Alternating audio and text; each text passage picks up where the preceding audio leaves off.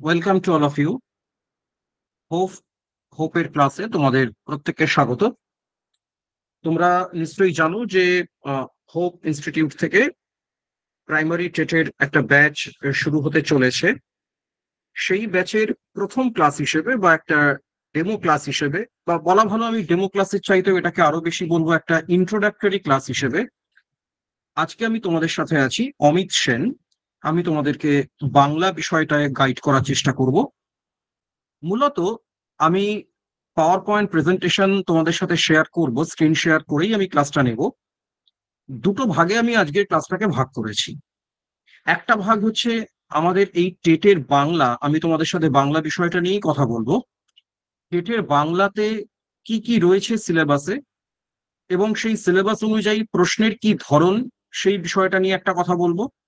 আর একটা অংশ যেটা থাকবে সেটা হলো এই টেটের মধ্যে থেকেই একটা স্পেশাল অংশ, সেটা হচ্ছে পেডাগজি। পেডাগজির বিষয়টাকে নিয়ে একটা কথা আমাদের বলতে হবে, কারণ তোমরা অলরেডি যারা ডিএলএড করে এসছো তারা বিষয়টার সাথে পরিচিত। কিন্তু ডিফারেন্সটা এক জায়গাতে হয়ে যায় যে এতদিন তোমরা উত্তর লিখে এসছো, এখানে তোমাদের চারটে অপশনের মধ্যে চয়েস করতে হবে।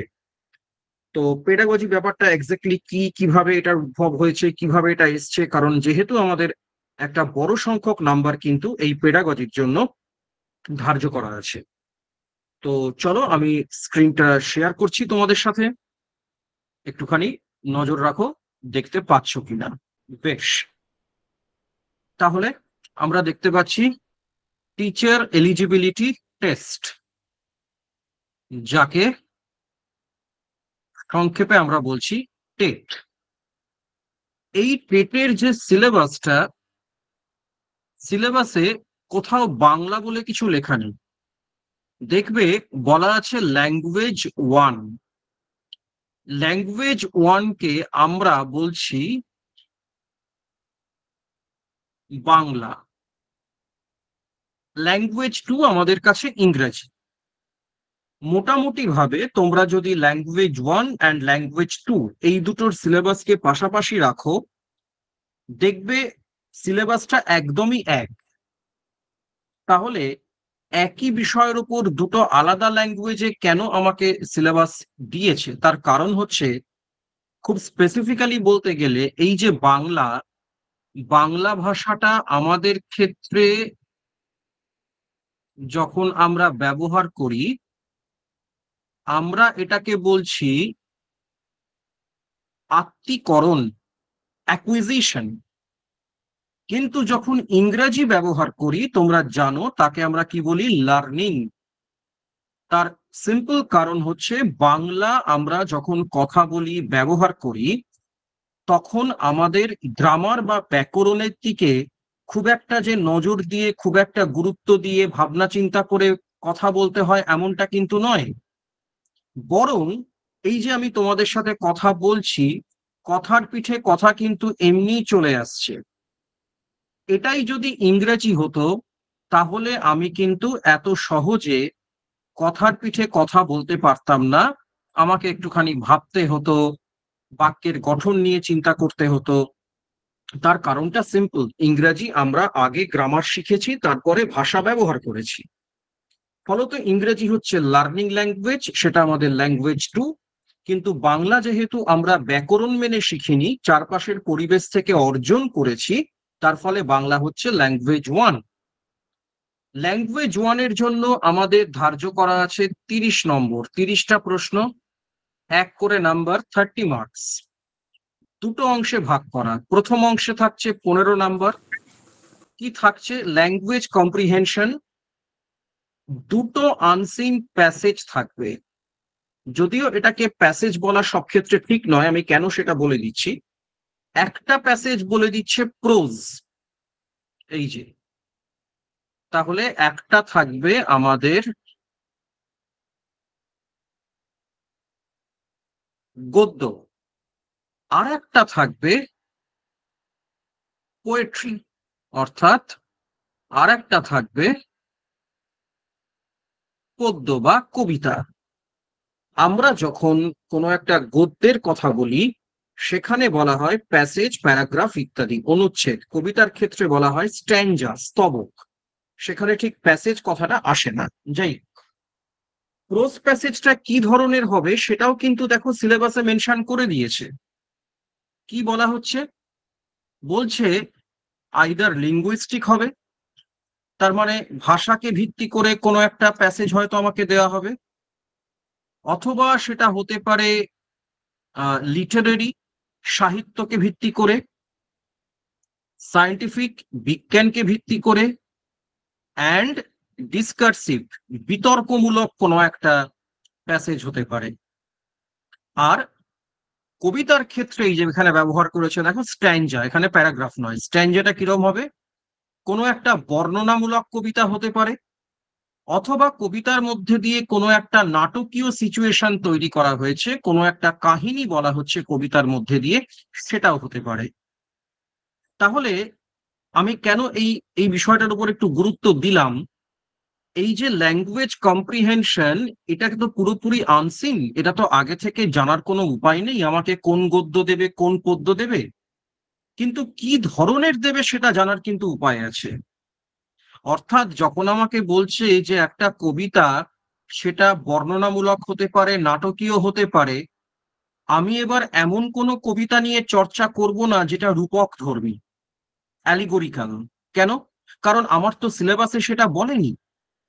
সুতরাং এই সিলেবাসটাকে আমরা খুব স্পেসিফিক্যালি একদম ফলো করব, তাহলেই আমরা কিন্তু বেনিফিট পাবো। এবার এই যে কম্প্রিহেনশনের ভাগটাও এখানে বলা হয়েছে। দেখো এখানে বলে দিচ্ছে কোথা থেকে কটা প্রশ্ন আসবে। 9টা প্রশ্ন থাকছে আমাদের গদ্য থেকে, 6টা প্রশ্ন থাকছে কবিতা থেকে। প্রশ্নের ধরন কি রকম হবে, কম্প্রিহেনশনের ওপর প্রশ্ন থাকবে। কম্প্রিহেনশন কথাটার মানে কি, বোধ পরীক্ষণ। অর্থাৎ আমি একটা আনসিন গদ্য বা পদ্য পড়ে আমার বোধের কাছে কতটা পরিষ্কার হলো, আমি কতটা বুঝলাম তার বক্তব্য, তার উপর প্রশ্ন থাকবে। গ্রামার থেকে প্রশ্ন থাকবে, ব্যাকরণ থেকে, আর ভাষা দক্ষতা থেকে প্রশ্ন থাকবে, অর্থাৎ ল্যাঙ্গুয়েজ এবিলিটি। সুতরাং আমরা যখন প্রিপারেশন নেব, আমাদের 3টে জিনিস মাথায় রাখতে হবে। একটা আনসিন কম্প্রিহেনশন করতে গেলে আমি যেন মূল কন্টেন্টের লজিকটা বুঝতে পারি, লজিক বুঝতে না পারলে কম্প্রিহেন্সিভ যে প্রশ্নগুলো আসবে পারবো না। গ্রামার জানতে হবে, গ্রামারের বিষয়টা আমি আসছি আলাদা করে। আর ল্যাঙ্গুয়েজ এবিলিটি হচ্ছে গ্রামারেরই এক্সটেনশন পার্ট বলা যেতে পারে এখানে। যেমন আমরা প্রিভিয়াস ইয়ার প্রশ্নগুলোয় দেখছি যে কখনো কখনো অলংকার বিষয়ে প্রশ্ন দিচ্ছে, অর্থাৎ ভাষা দক্ষতার একটা প্রশ্ন এখানে থাকতে পারে। তাহলে এই গেল 15 নাম্বার আমাদের 30 নম্বরের মধ্যে। আর যে বাকি 15 number, that is pedagogy of language development. এইখানে পরপর যে টপিকগুলো বলা হয়েছে সেগুলো সম্পর্কে তোমাদের আমি আশা করব একটা প্রাথমিক ধারণা ডেফিনিটলি আছে। যেমন আমাদের প্রথম টপিকটাই দিয়েছে লার্নিং অ্যান্ড অ্যাকুইজিশন। খুব স্বাভাবিক ব্যাপার, কারণ একই সিলেবাসের ওপর বাংলা ইংরেজি দুটোই যখন পরীক্ষা হচ্ছে, তখন তো আমাকে এটা স্পেসিফিক করতে হবে কোনটা লার্নিং কোনটা অ্যাকুইজিশন। এবার দেখো, যখন আমরা বলছি যে বাংলা আমাদের অর্জন করা ভাষা, আমাদের চারপাশের পরিমণ্ডল থেকে সেটা অর্জন করেছি, সেই ভাষাটা যখন স্কুলের কারিকুলামে আসছে, সেখানে যখন পড়ানো হচ্ছে বা আমাদের পড়াতে হচ্ছে, তার যে পদ্ধতি আর যে ভাষাটা আমাদের ব্যাকরণ মেনে শিখতে হয়েছে তার পদ্ধতি তো এক হবে না, দুটোর পদ্ধতি তো সম্পূর্ণ আলাদা হবে। সুতরাং ল্যাঙ্গুয়েজ টিচিং এর ক্ষেত্রে কোন স্কিল আমাদেরকে অর্জন করতে হবে অ্যাজ এ টিচার, তার কিছু কমন জায়গা অবশ্যই আছে, কিন্তু বাংলার ক্ষেত্রে যে বিষয়গুলো গুরুত্ব পাবে, ইংরেজির ক্ষেত্রে তার অ্যাপ্রোচ, তার অভিমুখটা সম্পূর্ণ আলাদা হয়ে যাবে। এবং এই সূত্র ধরে যখন আমরা পরপর বিষয়টাতে আসছি যে ভাষার ফাংশন কি, ভাষার বৃত্তি কি রয়েছে, ব্যাকরণের কি ভূমিকা রয়েছে, আমি এটা ইংরেজিতে লিখেছি তার কারণ হচ্ছে আমাদের সিলেবাসটা কিন্তু পুরোপুরি ইংরেজিতেই লেখা আছে। দেখবে বাংলা সিলেবাসও ইংরেজিতে, কারণ সেখানে তো বাংলা বলা নেই, সেখানে বলা আছে ল্যাঙ্গুয়েজ ওয়ান। এবং সব থেকে বড় কথা, difficulties and challenges in language teaching in a diverse classroom. একটা ক্লাসরুম আজকের দিনে দাঁড়িয়ে এই আমাদের একটা কসমোপলিটন সমাজ ব্যবস্থায় কখনোই বলতে পারি না সেই ক্লাসরুমে নির্দিষ্ট একটি ভাষাভাষীর ছাত্রছাত্রী আছে, বা যদি নির্দিষ্ট ভাষার ছাত্রছাত্রী থেকেও থাকে তাদের প্রত্যেকের তো সামাজিক, অর্থনৈতিক, সাংস্কৃতিক অবস্থানটা এক নয়, তার মধ্যে পার্থক্য আছে। তাহলে সেখানে তুমি যখন ভাষা শিক্ষা দান করতে যাবে, সেখানে ডিফিকাল্টি যেমন আছে, সমস্যা যেমন আছে, তার সঙ্গে কিন্তু বলা হচ্ছে চ্যালেঞ্জও আছে। এখন চ্যালেঞ্জের এক্সাক্ট বাংলা কি হবে আমি ঠিক বলতে পারছি না। মানে চ্যালেঞ্জ শব্দটা বলতে যে বিষয়টাকে বোঝায়, এটা বোধহয় চ্যালেঞ্জেই আসে, যে আমাকে চ্যালেঞ্জ করা হচ্ছে, আমাকে বলা হচ্ছে তুমি পারবে কি পারবে না বলো, কঠিন কাজ, কিন্তু আমি চ্যালেঞ্জ গ্রহণ করলাম, তার মানে আমি পারবো বলেই এগোচ্ছি। আর কি বলছে এখানে, teaching of first language in a multilingual classroom. তাহলে একটা বহু ভাষা ভিত্তিক ক্লাসরুম। আচ্ছা, এখানে যেমন ধরো রেমেডিয়াল টিচিং এর প্রসঙ্গ আছে, টিএলএম এর প্রসঙ্গ আছে। তোমরা জানো যে লেসন প্ল্যান বানাতে হয়, লেসন প্ল্যান কি করে বানাতে হবে, তার কি পরিকল্পনা, পাঠ পরিকল্পনার বিষয়। আচ্ছা, মাইক্রো টিচিং এর বিষয়টা সম্পর্কে তোমাদের নিশ্চয়ই ধারণা আছে। ছোট ছোট গ্রুপ তৈরি করে যারা শিক্ষক হতে চলেছেন তাদের যে শিক্ষণ ব্যবস্থা, তার মধ্যে কাইন্ড অফ আমরা বলতে পারি এটা আসল যে শিক্ষা দান করা তার একটা রিহার্সাল, তার একটা মহড়া, এবং ডেফিনেটলি অ্যাসেসমেন্ট ইভ্যালুয়েশন তো থাকবেই। এখানে যে কথাটা লেখা নেই সেটা হচ্ছে এক্সামিনেশন। আমাদের এখানে যতটা না ইভ্যালুয়েশন হয় তার থেকে বেশি এক্সামিনেশন হয়, যদিও ইভ্যালুয়েশনের একটা অংশ হচ্ছে এক্সামিনেশন বা পরীক্ষা, মূল্যায়নের একটা অংশ। আহ কিভাবে মূল্যায়নের একটা অংশ হয়ে ওঠে পরীক্ষা, বা পরীক্ষাই কি একমাত্র মূল্যায়ন, মূল্যায়নের প্যারামিটার কি হতে পারে একজন ছাত্রছাত্রীর ক্ষেত্রে, সেই বিষয়গুলো নিয়েও তোমাদের একটুখানি চিন্তা ভাবনা পড়াশোনা করতে হবে। আমি জাস্ট একটা উদাহরণ হিসেবে বলছি যে আমরা যখন কাউকে বিচার করি তখন আমরা হয়তো ভেবে নিই সে কেমন ছাত্র বা কেমন ছাত্রী, খুব ভালো। কি করে জানলাম খুব ভালো? না, খুব ভালো নম্বর পেয়েছে। কিন্তু আধুনিক শিক্ষা বিজ্ঞান এই প্রশ্নটাই তুলছে যে নম্বরটাই কি তার ভালোত্বের মাপকাঠি একমাত্র? আরেকজন যে নম্বর পায়নি, সে হয়তো অঙ্কে ভালো নম্বর পায়নি, ইংরেজিতে ভালো নম্বর পায়নি, কিন্তু দেখা যাচ্ছে সে যখন মাঠে ফুটবল খেলতে নামে অসাধারণ ফুটবল খেলে। বা আরেকজন হয়তো খুব একটা ভালো বাংলা লিখতে পারে না, অঙ্কও খুব ভালো পারে না, কিন্তু খুব সুন্দর গান করে, কেউ হয়তো ছবি আঁকে। তাহলে আমরা যখন একজনকে সফল বলছি, সেই সফল বলার পিছনে আমাদের যে মানসিকতা কাজ করে সেটা হলো পরীক্ষায় প্রাপ্ত নম্বর। কিন্তু প্রশ্ন হচ্ছে জীবনের প্রতিটা ক্ষেত্রে কি পরীক্ষায় প্রাপ্ত নম্বরটাই আমাদের কাছে একমাত্র গুরুত্বপূর্ণ? এর বাইরে কি অন্য কোনো কিছু গুরুত্বপূর্ণ নয়? দক্ষতা তো এক একজনের এক এক বিষয়ে থাকবে। যেমন আমরা যখন বলছি একটা ক্লাস থেকে আরেকটা ক্লাসে যে উত্তীর্ণ হওয়ার, তাতে কেউ পাশ করেছে, কেউ ফেল করেছে। ফেল করেছে মানে সে ব্যর্থ হয়েছে। এবার এই ব্যর্থতার সংজ্ঞাটা কি হবে? অর্থাৎ আমরা যদি ধরে নিই একজন ঠিকমতো অঙ্ক করতে না পারলে সে ব্যর্থ, কিন্তু আমরা কেউ কি এটা বলতে পারবো যে আমরা সবাই সবকিছু পারি? মোটেই নয়। তাহলে সেই অর্থে দেখতে গেলে আমরা সবাই ব্যর্থ, প্রত্যেকে ফেল। সুতরাং এইগুলো নিয়ে ভাবনা চিন্তার একটা জায়গা এখন তৈরি হচ্ছে, যে কারণে শিক্ষা সংক্রান্ত নানা রকম পরীক্ষা নিরীক্ষা চলছে। সেটা একদিকে স্বাস্থ্যকর লক্ষণ। তো এই হচ্ছে আমাদের টোটাল পেডাগজির যা সিলেবাস, সেটা সেই সিলেবাস গুলো ধরে ধরে যখন আমাদের হোপের ক্লাস কন্টিনিউ হবে আমরা এক একটা টপিক ধরে তখন সেটাকে আলোচনা করব, এগিয়ে নিয়ে যাব। আরেকটা যে অংশ রয়েছে ব্যাকরণ। আচ্ছা, ব্যাকরণের প্রসঙ্গটা কোথায় এসছে আমাদের? ব্যাকরণের প্রসঙ্গটা এসছে এই কম্প্রিহেনশন টেস্টে, তাই না? এই যে এখানে বলা হয়েছে গ্রামার, কোথায় গেল আমার, দাঁড়াও। হ্যাঁ, এই যে গ্রামার, অর্থাৎ কম্প্রিহেনশনের যে লেখাটা আমাকে দেবে তার মধ্যে থেকেই গ্রামারের প্রশ্ন দেবে। এবারে তাহলে প্রশ্ন হচ্ছে যে আমি কি গ্রামারটা আলাদা করে শিখবো, নাকি কম্প্রিহেনশনের যে লেখাটা দেওয়া হচ্ছে ওখান থেকে যেহেতু গ্রামার করতে হবে, আমি এমসিকিউ এর মধ্যে দিয়ে শিখবো। এখানে আমার একটা পরিষ্কার পরামর্শ রয়েছে তোমাদের কাছে, কোনোদিন কোনো পড়াশোনা এমসিকিউ ভিত্তিক করবে না। কেমন? সব সময় আশা করি তোমরা সেটা করোও না। সব সময় কন্টেন্ট পড়বে। কন্টেন্ট পড়বে, যতটা পড়লে সেটা বুঝবে, মুখস্থ করবে না। মুখস্থ করলে কিন্তু তুমি একটা নির্দিষ্ট লেভেলের পর আর এগোতে পারবে না। তাহলে কন্টেন্টকে বোঝার চেষ্টা করো। একবার যদি বুঝে যাও তাহলে কোনোদিন সেটা তোমার মাথা থেকে আর বেরোবে না।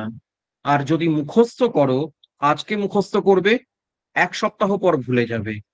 তাহলে বিষয়টা বুঝে নিতে হবে। যদি বিষয়টা সম্পর্কে পরিষ্কার ধারণা তোমার তৈরি হয়, আমি নিশ্চিত করে বলছি তোমাদের যে প্রশ্নই দেওয়া হোক না কেন, কোনো প্রশ্নের উত্তর করতে কোনো অসুবিধা হবে না। কারণ কনসেপ্ট হচ্ছে আসল জায়গা। শেষ যে পরীক্ষাটা হয়েছে সেই পরীক্ষাটা নিয়ে নানা রকম তর্ক বিতর্ক আমি দেখেছি, যে প্রশ্ন কঠিন হয়েছে, এই হয়েছে। কঠিন হয়নি, প্রশ্ন কনসেপচুয়াল হয়েছে, ইনফরমেশন না একটা কোনো কোটেশন দিয়ে এই কথাটি কে বলেছেন, না এরকম ব্যাপার নয়। ব্যাপারটা হচ্ছে ধারণা, কতটা ধারণা পরিষ্কার হয়েছে। তাহলে আমরা ব্যাকরণের ক্ষেত্রেও একই অ্যাপ্রোচ নেব। আমি এখানে দুটো অংশে ভাগ করেছি ব্যাকরণটাকে, তোমরা নিশ্চয়ই সেটা দেখতে পাচ্ছ। একটা এই অংশ আর একটা এই অংশ। কেন দুটো অংশে ভাগ করেছি তার কারণ আছে। এই যে সেকেন্ড অংশে তোমরা যে টপিকগুলো দেখছো, ভালো করে লক্ষ্য করো, এর একটা টপিকের মধ্যে কোথাও কোনো ফর্মুলা বা কোনো সূত্র প্রয়োগ করা কিন্তু যায় না। অর্থাৎ আমি একটা শব্দার্থ লিখব, আমাকে একটা শব্দ তুলে দিয়ে প্যাসেজ থেকে বলল এটির অর্থ কি, এটার উত্তর কি হতে পারে? হয় আমি জানি অথবা আমি জানি না। তাহলে এখান থেকে যে প্রশ্নগুলো আসবে এগুলো কাইন্ড অফ জিকের মতো, তাই না? যে এক কথায় প্রকাশ, এক কথায় প্রকাশ যেটা আমাকে দিল সেটা আমি হয় জানি অথবা আমি জানি না। এমনটা তো নয় যে কোনো ফর্মুলাকে প্রয়োগ করে আমি নির্ণয় করব এক কথায় প্রকাশ। ফলত এই টপিকগুলো নিয়ে যখন ক্লাস হবে আমাদের, তখন আমরা ডিটেলসে আলোচনা করব না, কারণ আলোচনা করার কিছু নেই এগুলোতে। এক্ষেত্রে একদম মেটেরিয়াল ভিত্তিক পড়াশোনা, মুখস্থ করা নয়, বিষয়টাকে একটু চোখ বোলানো। কিন্তু এই যে অংশটা, এই অংশে যে টপিকগুলো দেখছো, প্রত্যেকটার ক্ষেত্রে কোনো না কোনো ফর্মুলা, কোনো না কোনো সূত্র আছে। একটাও সূত্রবিহীন নয়। কারক তুমি কি করে নির্ণয় করবে, কি করে তুমি বাক্য পরিবর্তন করবে, সমাসের নামকরণ কি হবে, তার প্রত্যেকটা নির্দিষ্ট সূত্র আছে। অর্থাৎ আমি প্রশ্ন পাবো, সূত্র মনে রেখে বুদ্ধি খাটিয়ে সেটাকে যখন প্রয়োগ করব, আমি তার নির্দিষ্ট উত্তরকে 4টে অপশনের মধ্যে থেকে সিলেক্ট করতে পারবো।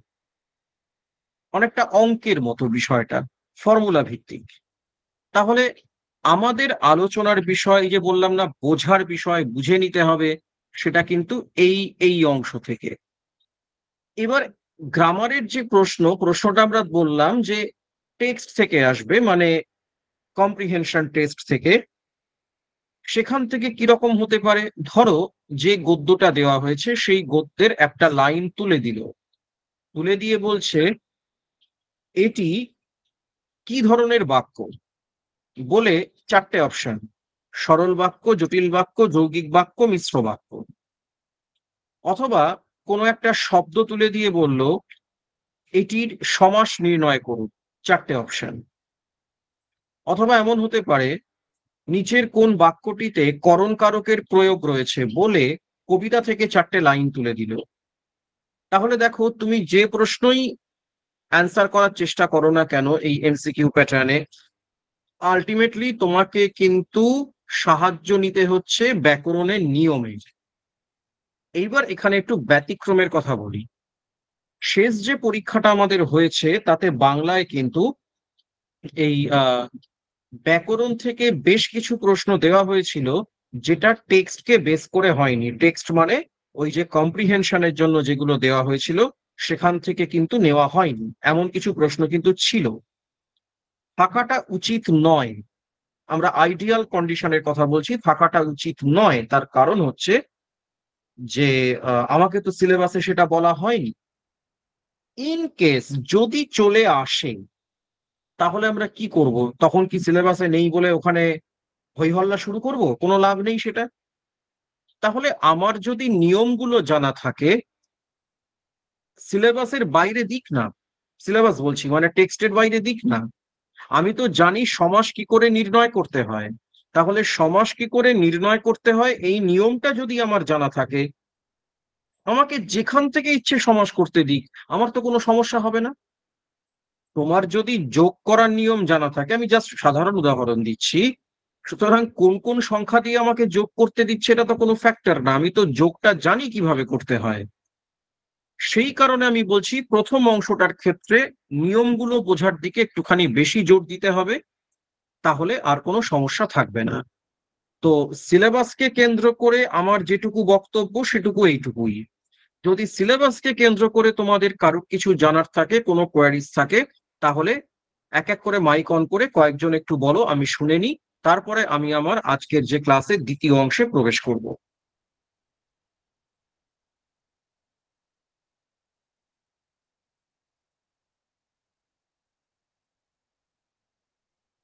ওকে, তাহলে আমি আশা করছি সিলেবাস সংক্রান্ত বিষয়ে কারোর কোনো কোয়ারিজ নেই, ব্যাপারটা তোমরা বুঝতে পেরেছো।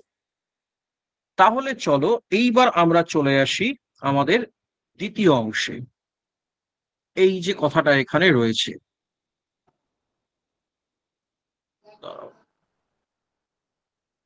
স্যার একটু বললে ভালো হতো সিলেবাস সম্বন্ধে। আমি তো এতক্ষণ সিলেবাস সম্পর্কেই বললাম। তুমি আচ্ছা কি আমার ছিলে ক্লাসে? না স্যার, এখন ঢুকলাম, সেজন পিছিয়ে গেছি। তাহলে তো এটা বলার কোনো মানে হয় না, একটু দায়িত্বশীল হও।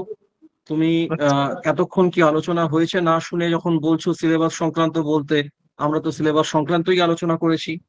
পরবর্তীকালে রেকর্ডিং থাকবে, তুমি দেখে নিও, ঠিক আছে? আচ্ছা, ঠিক আছে স্যার, থ্যাংক ইউ স্যার। ওকে, ওকে। এই বিষয়টাকে নিয়ে এবার আমরা একটু কথা বলবো। চলো, আমি পিপিটিটাকে চেঞ্জ করি একটুখানি। এই শব্দটার সাথে তোমাদের পরিচয় ডেফিনেটলি আছে, আমি আশা করব। কিন্তু সেই পরিচয়টা আরেকটুখানি আমরা ঝালিয়ে নিই। হ্যাঁ, আশা করি স্ক্রিন ভিজিবল আছে। এই যে পেডাগজির কনসেপ্টটা, এটা কিন্তু শুধু বাংলা বলে নয়, বাংলাতে আছে, আমাদের প্রতিটা সাবজেক্টে আছে দেখবে, বাংলা, ইংরেজি, চাইল্ড সাইকোলজি, এনভায়রনমেন্ট, ম্যাথামেটিক্স, সবগুলোতে পেডাগজির বিষয়টা আছে। তাহলে এই এই কথাটা, এই কথাটার অর্থটা কি? যে কোনো শব্দের তো একটা উৎস থাকে। আমরা প্রথম চলে আসি, এর অর্থটা কি। দুটো শব্দ থেকে এই পেডাগজি কথাটা এসছে।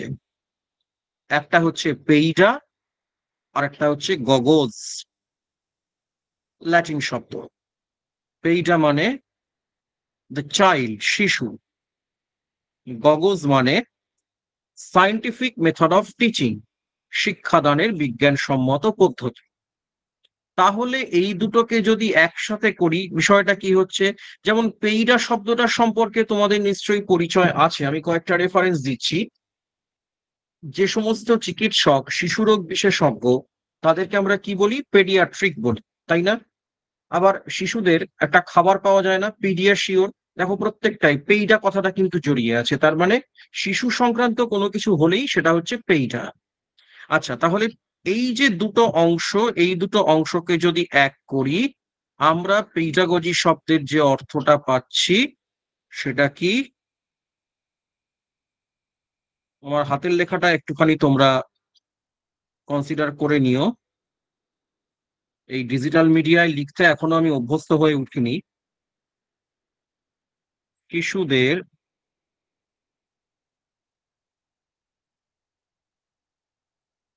শিক্ষাদানের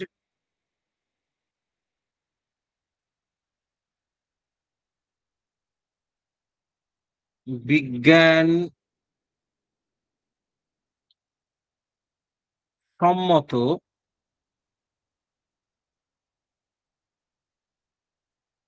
পদ্ধতি। তাহলে এখানে একটা প্রশ্ন উঠবে যে আমরা বলছি শিক্ষাদানের বিজ্ঞানসম্মত পদ্ধতি। তাহলে একটি শিশু, সে শিক্ষা অর্জন শুরু করে কোন সময় আর শেষ করে কোন সময়? খুব প্রচলিত কথা অনুযায়ী আমরা বলি জন্ম থেকে তার শিক্ষার্জন শুরু হলো এবং তার শিক্ষার্জন শেষ হচ্ছে কখন? শেষ হচ্ছে মৃত্যুর সময় পর্যন্ত। আজীবন একজন মানুষ শিখে যান। হ্যাঁ, সেটা তো একটা দিক বটে, কিন্তু আমরা এখানে যে শিক্ষার কথা বলছি সেটা একটু আলাদা। এইখানে শিক্ষাটা হচ্ছে প্রাতিষ্ঠানিক, তাই না? ইনস্টিটিউশনালাইজড। এই যে প্রি প্রাইমারি থেকে শুরু করে বিশ্ববিদ্যালয় স্তর পর্যন্ত যে শিক্ষার ক্রমটা, এটা তো প্রতিষ্ঠান ভিত্তিক। প্রতিষ্ঠান ভিত্তিক শিক্ষা কেন্দ্র থেকে আমরা মূলত যেটা পাই সেটা হচ্ছে, কি বলা যেতে পারে তাকে? তাকে বলা যেতে পারে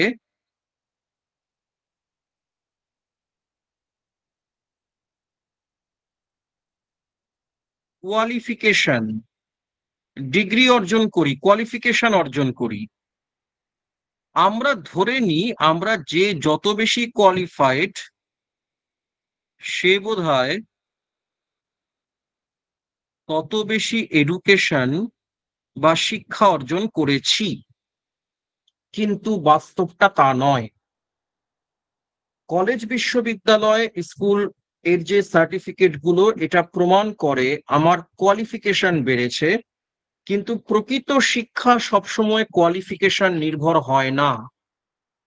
তোমার আমার চারপাশে এমন বহু মানুষকে আমরা প্রত্যেকদিন দেখি যাদের হয়তো সেই অর্থে স্কুল কলেজের কোনো কোয়ালিফিকেশন বা ডিগ্রি নেই, কিন্তু তাদের আচার আচরণ, কথাবার্তা, ভাবনা চিন্তা, সেগুলো এতটাই ভালো, এতটাই সুন্দর যে তারা কিন্তু শিক্ষিত মানুষ। আবার উল্টো দিকে আমরা দেখতে পাই, আশা করি তার উদাহরণ আমাকে দিতে হবে না, যে বিশ্ববিদ্যালয়ের সর্বোচ্চ ডিগ্রি প্রাপ্ত ব্যক্তি, কিন্তু তিনি এমন কিছু কথা বলছেন, এমন কোনো মন্তব্য করছেন, আমরা খুব অবাক হয়ে বলি, এত শিক্ষিত মানুষ এরকম কথা বললেন। আসলে আমি কি করে ভাবলাম তিনি শিক্ষিত মানুষ? আমি তার কোয়ালিফিকেশন দেখেছি, ডিগ্রি দেখেছি। ফলত শিক্ষা কিন্তু পুরোপুরি এই প্রতিষ্ঠান ভিত্তিক হয় এমনটা নয়। আসলে একজন মানুষের প্রকৃত শিক্ষাটা তার বেড়ে ওঠার মধ্যে থাকে। তিনি কোন পরিবেশের মধ্যে বড় হচ্ছেন, তার চারপাশের উপাদানগুলো কি করে তাকে প্রভাবিত করছে। একজন মানুষ যদি এক লাইনও লেখাপড়া নাও জানেন, তবুও তিনি উচ্চশিক্ষিত হতে পারেন। আবার একজন মানুষ একেবারে উচ্চ ডিগ্রি প্রাপ্ত হলেও অশিক্ষিত হতে পারেন। মানে উদাহরণ হিসেবে যদি আমি বলি, তোমরা নিশ্চয়ই সবাই সহমত হবে, ধরো আমাদের সম্রাট আকবর। আকবর তো লিখতে পড়তে পারতেন না, তার তো ডিসলেক্সিয়া ছিল, তাই না? পঠন অক্ষমতা। কিন্তু আকবরের যে চিন্তা ভাবনা, তার রাজতান্ত্রিক আদর্শ আমরা পড়েছি ইতিহাসে, অত্যন্ত শিক্ষিত মানুষ। যেমন আমরা আমাদের এই বঙ্গদেশের রামকৃষ্ণ দেবের কথা জানি। হ্যাঁ, তার মধ্যে একটা ধর্মীয় পরিচয় ছিল, কিন্তু সেই ধর্মীয় পরিচয়টাকে বাদ দিলেও তার যে প্রাত্যহিক জীবনের অভিজ্ঞতাগুলোকে কি সুন্দর করে গল্পের মধ্যে দিয়ে বলছেন। তাহলে তিনি পড়াশোনা কতটুকু করেছেন? সামান্য গ্রামের পাঠশালায় কোনো ক্রমে নিজের নামটুকু সই করতে পারতেন, ওইটুকু। কিন্তু তিনি শিক্ষিত মানুষ। কেন? ওই যে তার চেতনা চিন্তার মধ্যে একটা আলো রয়েছে, আলোড়ন রয়েছে। সুতরাং আমি তোমাদেরকে অনুরোধ করব, বাস্তব জীবনেও কোনো মানুষকে কখনোই ডিগ্রি দিয়ে বিচার কখনো করো না। কারণ হয়তো ডিগ্রি নেই তার মানে তাকে, তার কথা শুনবো না, ও তো অশিক্ষিত, ও ঠিক জানে না ব্যাপারটা। না না, কে বলেছে জানে না? তিনি সমাজ জীবন থেকে শিক্ষা নিয়েছেন, সেই শিক্ষাটা আমরা বই পড়ে পাইনি। সুতরাং সেই শিক্ষার মূল্য একটা অন্য মূল্য আছে। ফলে আমরা এখানে মূলত যেটাকে নিয়ে কথা বলবো সেটা কিন্তু কোয়ালিফিকেশনকে নিয়ে। কিন্তু কোয়ালিফিকেশনকে আমরা নাম দিচ্ছি এডুকেশন, শিক্ষা। আমরা ধরে নিচ্ছি এক একটা স্তর যখন অতিক্রম করতে করতে যাচ্ছি, তখন শিক্ষারও এক একটা স্তর অতিক্রম করছি। অর্থাৎ 1 থেকে 2, 2 থেকে 3, 4, 5, মানে আমি আরো বেশি শিক্ষিত হতে হতে যাচ্ছি। আসলে কিন্তু কোয়ালিফিকেশন অর্জন করছি। তাহলে এই হলো পেডাগজি। কিন্তু যে কোনো জিনিসের যেমন একটা অর্থ আছে, তার একটা শুরু আছে, তার একটা বিগিনিং আছে। পেডাগজি শুরু কোথায়? চলো ছোট্ট করে সেটা আমরা একটুখানি দেখে নিই। আচ্ছা, এখানে আমরা পরপর কয়েকটার ওই ফ্লো চার্টের মতো বিষয়টা দেখতে পাচ্ছি। কি বলা হচ্ছে একটু দেখি আমি। আচ্ছা, এখানে বোধহয় পুরো স্ক্রিনটা গার্ড হয়ে যাচ্ছে নিচের দিকটা। দাঁড়াও দেখি সরানো যায় কিনা। ঠিক আছে। আমরা শুরু করেছি সামন্ততান্ত্রিক সমাজ ব্যবস্থা থেকে। প্রথমে মাথায় রাখতে হবে এই পেডাগজি ব্যাপারটা একেবারেই আমাদের দেশের নয়। এটা পুরোপুরি পাশ্চাত্য ইউরোপ থেকে আসা একটা ভাবনা। তাতে অসুবিধা নেই। ভালো জিনিস যেকোনো জায়গা থেকে এলেই আমরা নিতে পারি। সমস্যা নেই তাতে। সামন্ততান্ত্রিক সমাজ ব্যবস্থার কথা আমরা বলছি। যদিও এই সামন্ততন্ত্র সারা পৃথিবীতে একরকম ছিল না, তোমরা জানো। বিভিন্ন দেশে বিভিন্ন রকম ভাবে ছিল। সেটা আমাদের আলোচনার বিষয় নয়। কিন্তু সামন্ততন্ত্রের মোটামুটি যদি একটা মোটা দাগের বৈশিষ্ট্য আমরা ধরে নিই, সেখানে একজন মানুষ, তার প্রচুর ভূসম্পত্তি আছে, তিনি ম্যানরের প্রভু, এবং তিনি তার কাজ করার জন্য নিয়োগ করছেন দাসদের, স্লেভ। এই যে দাসদের নিয়োগ করা হতো, দুভাবে দাস সংগ্রহ করা হতো আমরা জানি। এক হচ্ছে বাজার থেকে কেনা হতো, মার্কেট ছিল যেখানে মানুষ কেনা বেচা হতো। আর একটা বিষয় ছিল, সেটা হচ্ছে যুদ্ধবন্দীদের দাস হিসেবে নিয়ে আসা হতো। এবার যাদেরকে বাজার থেকে কিনে আনা হচ্ছে দাস হিসেবে, আমি কি কাজ করাতে চাই তাদেরকে দিয়ে, এটা ভেবে নিশ্চয়ই আমি সেই মতোই দাসকে কিনে আনছি, তাতে সমস্যা নেই। কিন্তু সমস্যাটা দেখা দিল অন্য জায়গায়। যুদ্ধবন্দী হিসেবে যাদেরকে নিয়ে আসা হচ্ছে এবং দাস হিসেবে নিয়োগ করা হচ্ছে, তারা আদৌ কোন কাজে দক্ষ, এটার সম্পর্কেই তো আমাদের কোনো ধরনের কোনো আহ, মানে ধারণাই নেই। আমি তো জাস্ট নিয়ে চলে এসেছি। বিষয়টা কিরকম হলো, একটা কাল্পনিক পরিবেশটা আমরা ধরে নিই। এই ধরনের ঘটনা ধরে নাও, যুদ্ধবন্দী হিসেবে যাদেরকে নিয়ে আসা হয়েছে তাদের মধ্যে তিনজনকে এবার দায়িত্ব দেওয়া হচ্ছে। একজনকে সেই সামন্ত প্রভু তিনি বললেন যে তুমি এক কাজ করো, তুমি আমার বাগানটা পরিষ্কার করো, একটু সাজিয়ে গুছিয়ে দাও। আরেকজনকে বললেন আচ্ছা তোমার দায়িত্ব হচ্ছে আমার যে গবাদি পশুগুলো আছে, ভেড়াগুলো আছে, সেগুলোকে মাঠে চড়াতে নিয়ে যাবে। আচ্ছা। আরেকজনকে বললেন যে আমার যে গমের ক্ষেত রয়েছে, সেই গমের ক্ষেতে তুমি চাষ করো। ভালো কথা। তো তারা কি করবে আর, যুদ্ধবন্দী হিসেবে এসছে, তারা কাজ করতে শুরু করলো। যে কোনো কাজ যখন আমরা কাউকে করতে দিই, নিশ্চয়ই তার একটা অ্যাপ্রাইজাল নিই, সে কতটা সাকসেসফুল হলো, কতটা আমার উদ্দেশ্য পূরণ হলো, সেটা নিশ্চয়ই আমরা সেই বিষয়টার দিকে নজর রাখি। তা তারাও তাই করলেন। সামন্ত প্রভুরা একটা নির্দিষ্ট সময়ের পরে তারা দেখতে গেলেন আমি যে দায়িত্বটা দিলাম সেই দায়িত্বটা কতটা তারা ঠিকভাবে পূরণ করলো। এইবার এই যে হিসেব মেলাতে গেলেন, হিসেব মেলাতে গিয়ে কিন্তু ব্যাপারটা খুব একটা সুবিধাজনক হলো না। দেখা গেল যাকে বলেছিলাম তুমি আমার বাগানটা একটু পরিষ্কার করে দিও সাজিয়ে গুছিয়ে, তার হাতে পড়ে বাগানের দশা আরো খারাপ হয়েছে। এখন দেখে মনে হচ্ছে আগেই বোধহয় ভালো ছিল। যাকে বলেছিলাম যে আমার গবাদি পশুগুলোকে মাঠে চড়াতে নিয়ে যাও, সে এসে বলছে স্যার একটা ভেড়া মিসিং হয়ে গেছে, কোথায় চলে গেছে খুঁজে পাচ্ছি না। এ তো উল্টে লস হয়ে গেল। এতদিন যে জমি থেকে আমি হয়তো 10 কুইন্টাল গম পেতাম, আর এই যে চাষ করার দায়িত্ব দিলাম যাকে, এবারে গমের ফলন কমে হয়ে গেল 5 কুইন্টাল। সব ক্ষেত্রে লস হচ্ছে। কি ব্যাপার, লস হচ্ছে কেন? লস হচ্ছে তার কারণ হচ্ছে সামন্ত প্রভু যখন সেই দাসদেরকে নিয়োগ করেছেন, তিনি এটা বিচার করে দেখেননি যে তারা আদৌ এই কাজে পারদর্শী কিনা বা আদৌ কাজটা জানে কিনা।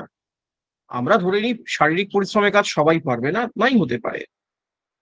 এবার যখন তাদের কাছে কারণ জানতে চাইছেন, তারা বলছে আমরা কোনোদিন এই কাজ করিনি। তা তোমরা কি করতে এতদিন? না, আমরা আমাদের যে দেশ যেখান থেকে আমাদেরকে বন্দি করে এনেছো যুদ্ধবন্দি করে, আমরা সেখানে পাঠদানের সাথে যুক্ত ছিলাম, লেখাপড়া শেখানোর চেষ্টা করতাম। তাহলে তো ভুল লোককে ভুল কাজ দেওয়া হয়েছে।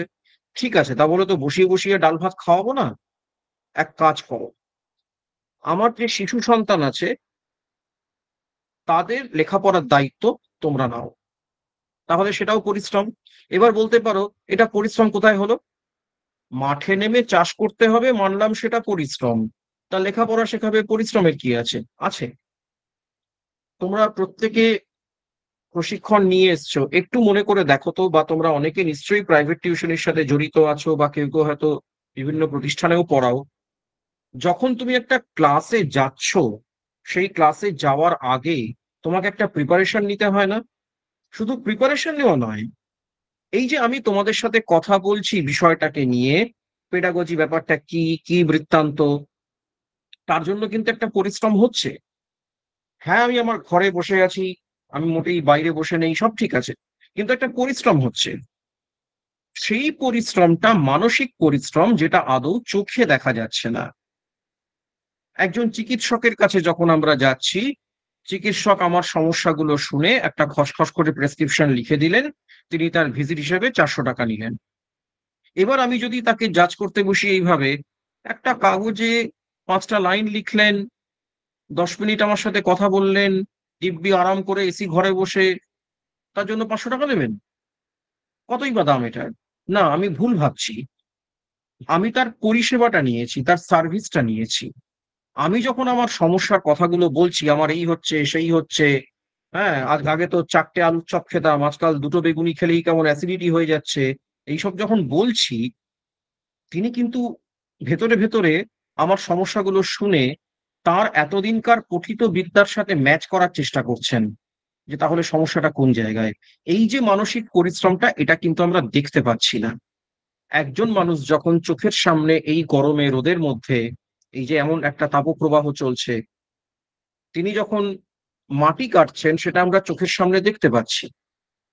তার ফলে আমরা দেখতে পাচ্ছি পরিশ্রম হচ্ছে, কিন্তু এই পরিশ্রমটা দেখতে পাচ্ছি না। তুমি যখন অ্যাজ এ টিচার ক্লাসে যাচ্ছ, তোমার কিন্তু একটা পরিশ্রম হচ্ছে। কেন? তুমি একটা বিষয় আরেকজনকে বোঝানোর চেষ্টা করছো, আবার একজনকে না, অনেককে বোঝানোর চেষ্টা করছো, যারা আবার একই পরিমণ্ডল থেকে আসেন। ভেবে দেখো তো কি মারাত্মক পরিশ্রম করতে হয় ক্লাসে তোমাদেরকে। তাহলে পাঠদান একটা মানসিক পরিশ্রমের বিষয়। আনফরচুনেটলি আমাদের সমাজে এখনো অনেকে এই মানসিক পরিশ্রম ব্যাপারটা বোঝেন না। শারীরিক পরিশ্রমটাকেই একমাত্র পরিশ্রম ভাবেন, ব্যাপারটা কিন্তু তা নয়। তো এই মানসিক পরিশ্রমের দায়িত্ব যখন তাদেরকে দেওয়া হলো, তারা এবার দেখছে যে ভাই, এই পরিশ্রমটা করে আমি কি পাবো? আমি তো বন্দি। তাহলে আমার জন্য বরাদ্দ ছিল আলু সেদ্ধ, ডাল আর ভাত। আমি যদি ভালো করে লেখাপড়া শেখাই খুব সময় নিয়ে, তাহলেও তো আলু সেদ্ধ ডাল ভাতই খাবো, আর তো কিছু পাবো না। অর্থাৎ আমার যে আমি পরিশ্রম করলে আমার এক্সট্রা রোজগার হবে, আমি আর্থিকভাবে লাভবান হব বা কোনোভাবে লাভবান হব, তার তো কোনো কোনো সুযোগই এখানে নেই। তাহলে এক কাজ করি, হিসেব তো আমাদের দিতেই হবে যে শেষ পর্যন্ত কি শেখালাম, কিন্তু কি করে এই শেখানোর পরিশ্রম এবং সময় বাঁচানো যায় সেইটা ভাবি। অর্থাৎ যদি একটা উদাহরণ হিসেবে আমরা ধরি, যে অঙ্কটা শেখাতে আমার 1 ঘন্টা লাগতো, এমন কোনো একটা পদ্ধতি প্রয়োগ করি, সেই অঙ্কটা 0.5 ঘন্টায় সে শিখে যাবে। তার মানে ফলাফলটা একই থাকবে, সে বিষয়টা শিখবে, কিন্তু শেখার জন্য তাকে যে সময় দিতে হতো না, অতটা সময় তাকে দিতে হবে না, তার আগেই সে শিখে যাবে। তাহলে কি হবে? সে যদি 0.5 ঘন্টায় এটা শিখে যায়, আমার পরিশ্রম কমে গেল, আমি বাকি সময়টা পরিশ্রম করব না আর। এই যে চিন্তা ভাবনা, এই চিন্তা ভাবনা থেকেই কিন্তু এই পেডাগজি বিষয়টার সৃষ্টি হলো। তার মানে প্রাথমিক পর্বে মধ্যযুগের ইউরোপিয়ান শিক্ষা ব্যবস্থাতে পেডাগজি যখন সৃষ্টি হচ্ছে, তখন তার উদ্দেশ্য কিন্তু শিশুদের শিক্ষাদানকে আরো কি করে ভালো করা যায় ইত্যাদি তা নয়। যিনি শেখাচ্ছেন, তিনি তার পরিশ্রমকে বাঁচানোর চেষ্টা করছেন, পরিশ্রমকে কমানোর চেষ্টা করছেন। সেটাই ছিল মূল উদ্দেশ্য প্রাথমিক পর্বে পেডাগজির। এইবার এই পেডাগজি বিষয়টাকে নিয়ে দীর্ঘদিন ধরে কোনো কংক্রিট কোনো কিছু করা হয়নি, কেমন, এবং খুব যে ভাবনা চিন্তা এক জায়গায় করা হয়েছে তাও নয়। বহুদিন পরে যে ভদ্রলোক এই বিষয়টাকে নিয়ে মাথা ঘামালেন, তিনি হচ্ছেন B.S. Bloom, Benjamin Samuel Bloom. এই ভদ্রলোক হচ্ছেন Benjamin Samuel Bloom. B.S. Bloom তিনি তার কাজ শুরু করলেন যতদূর আমি মনে করতে পারি 1954 বা এরকম সময়, মানে ভেবে দেখো খুব বেশি দিন আগে নয়। কিন্তু দুঃখের বিষয়, কাজটা শুরু করার কিছু সময়ের পরেই, মানে ব্লুম যে কাজটা শুরু করলেন সেটা হচ্ছে পেডাগজির যা থিওরি বা ইত্যাদি আছে সেগুলোকে এক জায়গায় ডকুমেন্টেশন করার। ব্লুমের না হঠাৎ মৃত্যু হলো। ব্লুমের মৃত্যুর পরে কিন্তু তার কাজটা থেমে রইল তা নয়। ব্লুমের এক ছাত্র ছিলেন, তার নাম ছিল হ্যারো। হ্যারো এবং তার বন্ধুরা মিলে ব্লুমের অসমাপ্ত কাজটাকে কমপ্লিট করলেন। করে তারা একটা বই প্রকাশ করলেন। বইটার নাম দিলেন, একটু দীর্ঘ নাম, ব্লুমস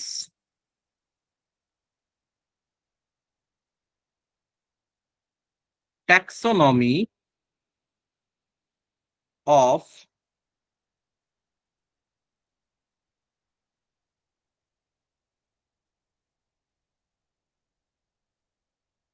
এডুকেশনাল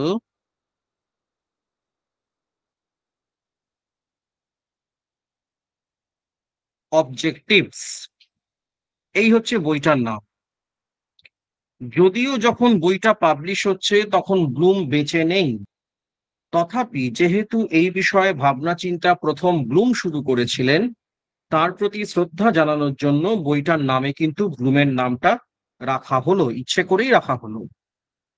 এই বইটি যখন প্রকাশিত হলো 1956 57 এরকম সময়ে, বা 58ও হতে পারে, তখন কিন্তু সারা পৃথিবীতে একটা ধারণা পৌঁছলো যে হোয়াট ইজ পেডাগজি, তার কি ধরনের ফর্মুলা আছে, কিভাবে সেই বিষয়টাকে নিয়ে চর্চা করা হয়, কিভাবে চর্চা করা যেতে পারে, এর আগামী দিনে আর কি কি সম্ভাবনা আছে, মানে এভরিথিং। এই বিষয়টা মানুষের কাছে, যারা এই বিষয় নিয়ে চর্চা করতেন তাদের কাছে এসে পৌঁছলো। তাহলে এইবার কিন্তু পেডাগজি একটা বেশ কনসলিডেটেড ফর্মে এলো, তাই না? একটা বেশ সুসংবদ্ধ জায়গায় এলো। হ্যাঁ, আমি একটা বই খুললে এই সম্পর্কিত তত্ত্বগুলো, থিওরি গুলো কিন্তু পাবো। এর মধ্যে গঙ্গা দিয়ে অনেক জল বয়ে গেল। আমরা দেখতে পাচ্ছি কোঠারি কমিশন, ভারতের শিক্ষা সংক্রান্ত কমিশন, তোমরা পড়েছো। কত সালে গঠিত হচ্ছে? 1964, তাই তো? 64 সালে। এবং কোঠারি কমিশন তাদের রিপোর্ট জমা দিচ্ছে 1966 সালে। এই কোঠারি কমিশনের রিপোর্টে ভারতে প্রথম পেডাগজির উল্লেখ করা হয় এবং বলা হয় আগামী দিনে যারা শিক্ষক শিক্ষিকা হতে চলেছেন তাদেরকে এই বিষয়টা সম্পর্কে একটু জানতে হবে। অর্থাৎ এই যে ট্যাক্সোনমি, বর্গীকরণ, কি করে তাদের পাঠদানের বিষয়কে তারা বর্গীকরণ করবেন, এই বিষয়টা সম্পর্কে তারা যদি না জানেন তাহলে পাঠদান ঠিকমতো হবে না। এবং তার সাথে সাথে পেডাগজির মধ্যে ইনক্লুডেড হচ্ছে শিশু মনস্তত্ত্ব। কারণ যাদেরকে তুমি পাঠদান করবে তাদের মন মানসিকতা তুমি যদি না বোঝো তাহলে সেই পাঠদান সাকসেসফুল হবে না। তাহলে আজকের দিনে যখন শিক্ষক নিয়োগের পরীক্ষা হয় তখন আমরা দেখতে পাচ্ছি প্রতিটা অংশের সাথে আমরা বললাম এই পেডাগজি যুক্ত আছে।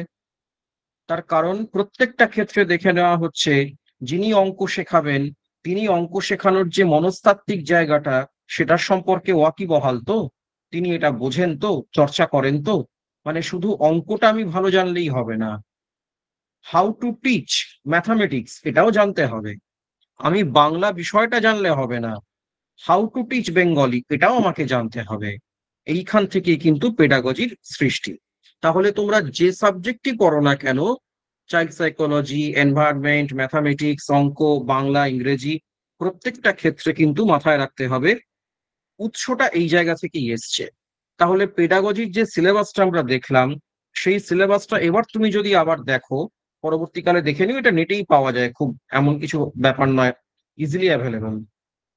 এবার তুমি মাথায় রাখবে যে এটা তো আসলে ওই যাকে পড়াচ্ছি তার কাছে কতটা ভালোভাবে বিষয়টা পৌঁছে দিতে পারি, এই ভাবনা থেকেই তো এটাকে করা হয়েছে।